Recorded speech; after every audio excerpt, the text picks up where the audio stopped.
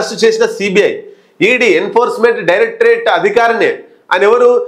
పెద్ద అధికారి, ఆయనే ఎంక్వైరీ చేసే అధికారి. నిన్న సిబిఐ వాళ్ళు అరెస్ట్ చేసిర్రు. ఎందుకు మరి? 20 లక్షలు ఈ బిల్డింగ్లో 20 లక్షలు లంచం తీసుకుంటూ, ఎక్కడ? ఒరిస్సా రాష్ట్రంలో జరిగింది. 20 లక్షలు లంచం తీసుకుంటూ ఈడీ డిప్యూటీ డైరెక్టర్ 14 రోజుల జ్యుడిషియల్ కస్టడీ విధించిన న్యాయస్థానం. ఏం జరిగింది ఒకసారి చూద్దాం.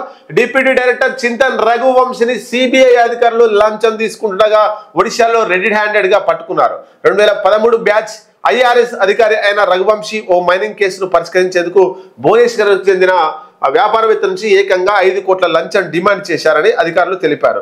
ఒడిశాలోని డెంకనాల్కు చెందిన మైనింగ్ వ్యాపారి రతికాంత రౌత్ పై కొన్నాళ్ల క్రితం ఈడీ కేసు నమోదైంది. విచారణలో భాగంగా ఈ ఏడాది మార్చిలో రౌత్ ఈడీ ఆఫీస్కి వెళ్ళినప్పుడు కేసుకు సంబంధించి ఆస్తులు అటాచ్ చేయకుండా ఉండేందుకు డబ్బులు 5 కోట్లు డిమాండ్ చేసిండట. దాంట్లో 20 లక్షలు ఆయన అడ్వాన్స్ ఇస్తానికి వస్తే ఈ సిబిఐ వాళ్ళు పోయిరట. సిబిఐ వాళ్ళు పోగానే ఏదైతే ఆ బిల్డింగ్ లో కూర్చున్నది కిటికీలకు వెళ్ళి 20 లక్షలు చల్లిండట, దొరకొద్దని చెప్పేసి. ఆయన దొరికిండు, పట్టుకున్నారు. ఆయనకు 14 రోజులు రిమాండ్ జ్యుడిషియల్ కస్టడీ న్యాయస్థానం విధించింది. మరి ఈడీ అంటేనే భయపడతారు, అవినీతి అధికారులు అందరూ కూడా భయపడతారు. ఈడీ అంటేనే అక్రమంగా వ్యాపారాలు చేసేటోళ్ళు, అక్రమంగా డబ్బు సంపాదించే వాళ్ళు అందరూ కూడా భయపడతారు.